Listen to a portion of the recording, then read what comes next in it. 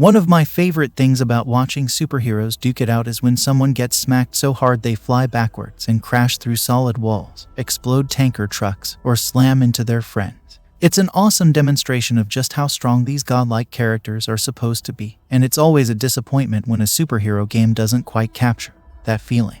With Marvel's Midnight Suns, however, Firaxis has built a deep and innovative turn-based tactical combat system around the joy of having Iron Man, Doctor Strange, Blade, and more knock enemies around like toys they're trying to break. And that hasn't gotten old in the roughly 75 hours of its surprisingly expansive RPG campaign. A lot of that time isn't spent in battles, though, and while it's certainly appealing to get up close and personal with this cast of more than a dozen popular and lesser-known Marvel heroes, it does tend to go a bit overboard with convincing Earth's mightiest heroes to all be your BFF. The full-on supernatural theme of Midnight Suns immediately sets it apart from the Marvel games we've gotten in recent years. This story is very loosely based on the Marvel Comics series Midnight Suns, and centers on the corrupt witch Lilith returning from the dead to claim the Darkhold on behalf of an even more evil god. That apocalyptic mystical threat isn't terribly novel in of itself, but the family relationships around it make it more interesting.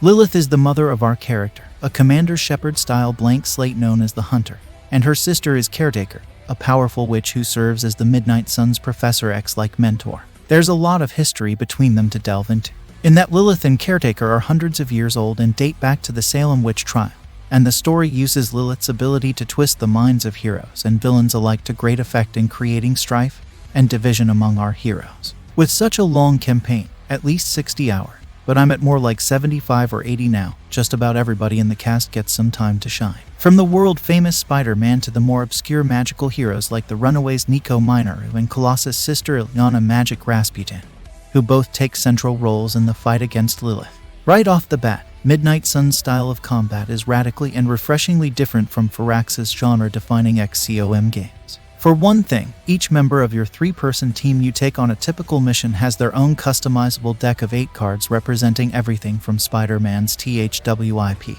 web-stunning attack to Doctor Strange's Winds of Wadum Tornado, forcing you to think on your feet in order to make the best possible use of the hand you're dealt. As a big fan of card games like Slay the Spire and Monster Train, I'm absolutely on board with this idea. The unpredictability of it keeps me from falling into the rut of repeating the same routine every battle once I find something effective. Having just a few cards in your hand isn't as limiting as you might think, since you can discard and redraw at least a few every turn to replace those that aren't useful in your situation. It's rare that I've found myself unable to act, and it's not unusual that you'll draw exactly the card you want. Another excellent aspect of this system is that all your characters draw from the same pool of 3-card play and 1 movement action per turn. That means that one person getting knocked out doesn't instantly reduce your available actions by a third. You lose access to that hero's card, but those who are left standing can still use all of the turn's allotted moves. So you're at a disadvantage until you can revive them. But it's not so great that you're pulled into the downward spiral of failure that can happen in XCOM and other squad-based games. But it certainly doesn't mean Midnight Suns is easy. Superheroes don't take cover in a fight, and they don't miss their shots. So instead of getting entrenched and using suppressive fire to win shootouts, these mostly small-scale missions are exciting slugfests, where staying alive is all about quickly taking enemies out, or at least weakening them before they get to move, directing their attacks away from your weakest hero with taunts and buffing your allies with armor and resistances is key to mitigating the damage, and a lot of the guesswork is taken out of it by icons above enemies' heads indicating who they plan to attack on their turn.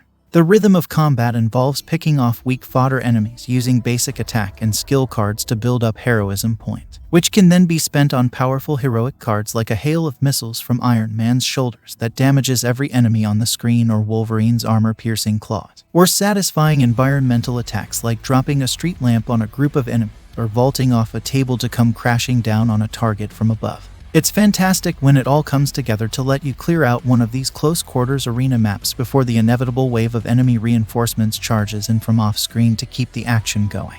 Firaxis animators have done an excellent job of making these turn-based fights feel energetic.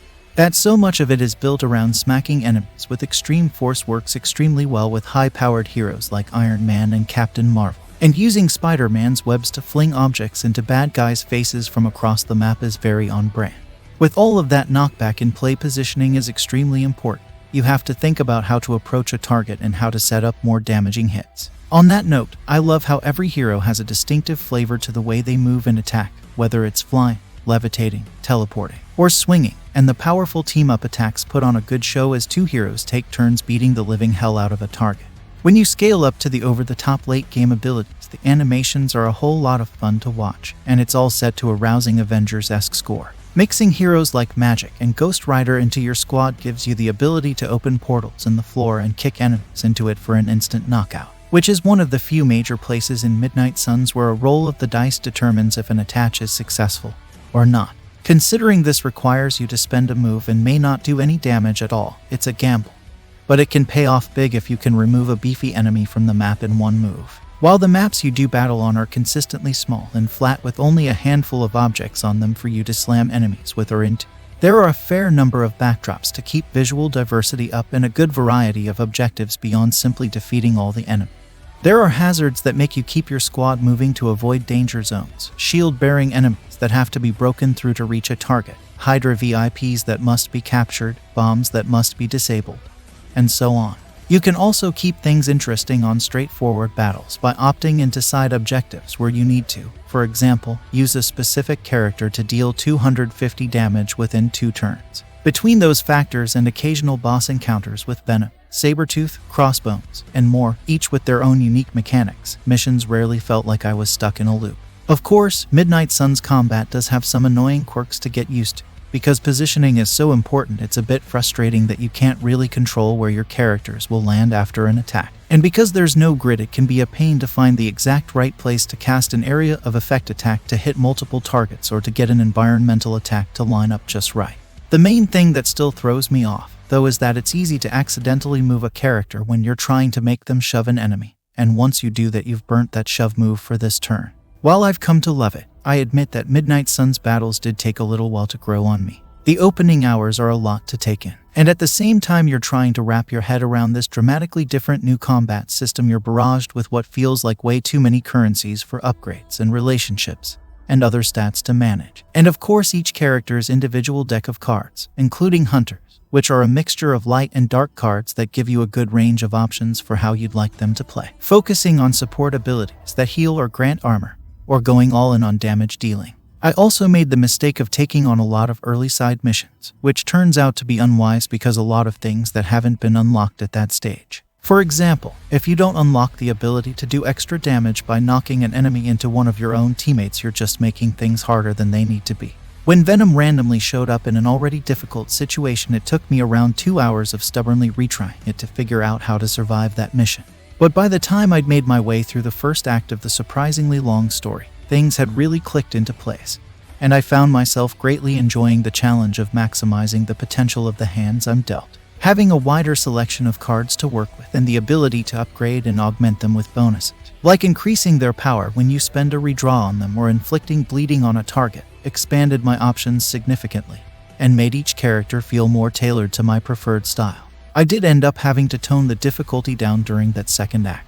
I'd ambitiously cranked it up 3 levels as they'd unlocked based on my scores in some early missions. But when the generic Hydra soldiers were replaced by a bigger variety of tougher demonic enemies, I started hitting walls where my current understanding of how to optimize a deck just wasn't up to the task. So I went back down to just 1 notch above the default for the rest of my run, and that put me in a good place. But I'm looking forward to a future playthrough where I can plan out my decks with a better understanding of how upgrades work and which cards I can sacrifice for extra resources to level up and enhance the ones I like. Turning up the difficulty increases your rewards for beating missions quickly and without anyone getting knocked out, and it's a really smart system. Doing well doesn't make you much stronger, it just makes you look cooler doing it by increasing the amount of gloss currency you have to spend on unlocking new costumes and leisure wear for Hunter and the rest of the gang, among other things. With at least a few costume options for everyone, each with multiple color palettes, to earn it's a good incentive to push yourself to improve on the battlefield. Before you can pay gloss to enable them, though you have to find those cosmetic items, and most of them come from exploring the grounds around the Midnight Suns home base, a castle-like building known as the Abbey. I generally enjoyed the parallel story that unfolds here, wherein the ghost of Agatha Harkness sends you looking for clues to missing memories of Hunter and Lilith's previous conflict, and retracing the events that lead to her own death. It's certainly a major change of pace from battles, though that's not always a good thing because it can feel like a big-time sink. There's a lot of aimless wandering alone across the moderately sized, maze-like map, which is almost entirely devoid of NPCs of any kind, as you search for pieces of puzzles. During that time I encountered a few frustrating bugs where items weren't interactable at first or a solution didn't work until I tried it multiple times. Also, while there's a set of 4 different powers you get here that aren't available at all in combat, they aren't used very creatively and mostly serve to unlock areas that have been gated off. It becomes very straightforward that you need to use the open spell to open locked doors, the purify spell to clear obstructions made of vines, and reveal whenever you see the eye symbol.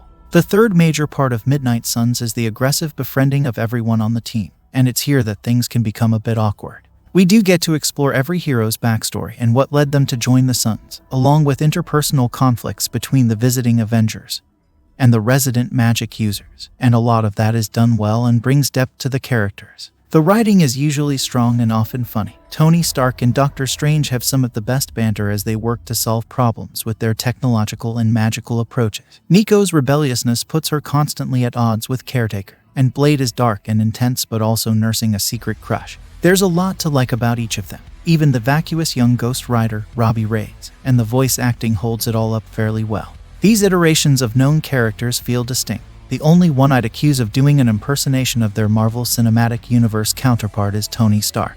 Having recently replayed the Mass Effect trilogy, I couldn't help but notice a fair amount of similarity to how you chat up your teammates and earn points for being a goody-two-shoes or an abrasive jerk at every opportunity, with each character having their own preference for how they'd like you to act. Nico, for example, is generally fishing for a dark answer when she's venting about Caretaker, while Steve Rogers is exactly what you'd expect. Like nearly everything else, that system feeds into combat by unlocking items that give Hunter passive bonus, so there's a good reason to be consistent with your choices even if you're not into roleplay. As for Hunter, they aren't a bad character, but they're kind of set up for failure by being placed next to legendary comic book heroes like Iron Man, Captain America, and Spider-Man. Among others that we already know and love, they never really stood a chance of being as memorable. My Hunter, a male who almost exclusively chooses the light dialogue option, tends to alternate between a self-serious crusader against his mother's evil and kind of a goofy dork who always wears sunglasses at night, and that was kind of endearing.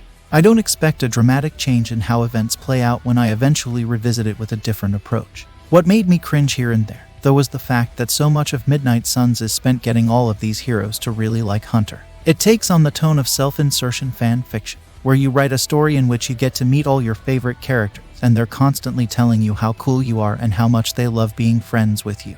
To be fair, we see a lot of this same relationship building in other similar party-based RPGs of the BioWare style. But in this case, the fact that our character is the only one who isn't drawn from the existing Marvel Comics universe, and largely already know each other, gives it a bit of a different flavor when everyone is quickly fawning over you. Of course, there's gameplay value in participating in all of the various book clubs and surprise party and soaks in the Abbey's grotto pool. Leveling up friendships unlocks powerful passive abilities for each character when in combat, and eventually unlocks their Midnight Suns costumes and most powerful card, so it's worthwhile. Speaking of payoffs, though, it's odd that in a game where we spend so much time buttering up a group of mostly attractive people by showering them with compliments and thoughtful gifts suited to their interests, and unlocking their swimsuit options, all of these friendships are completely platonic. There are quite a few conversations, especially with magic, where it seemed poised to take a romantic turn but nothing came of it, and that can be anticlimactic coming from games like Mass Effect, Dragon Age, and The Witcher. I wouldn't be at all surprised if Marvel vetoed the idea of romance options with its established characters, but as it is a more appropriate superhero name for Hunter might have been Captain Friendzone. With Marvel's Midnight Suns, Firaxis has put itself in the league of RPG developers like BioWare, Obsidian, Bethesda, and Larian. Its innovative turn-based hero combat system takes a bit of time to get going, but once it does, it makes excellent use of card game mechanics to keep battles fresh, evolving, and unpredictable over the course of an epic-length campaign. Bashing enemies into things for increased damage is endlessly entertaining. The supernatural apocalypse story is given emotional weight by the family relationship between the hero and villain at the heart of it.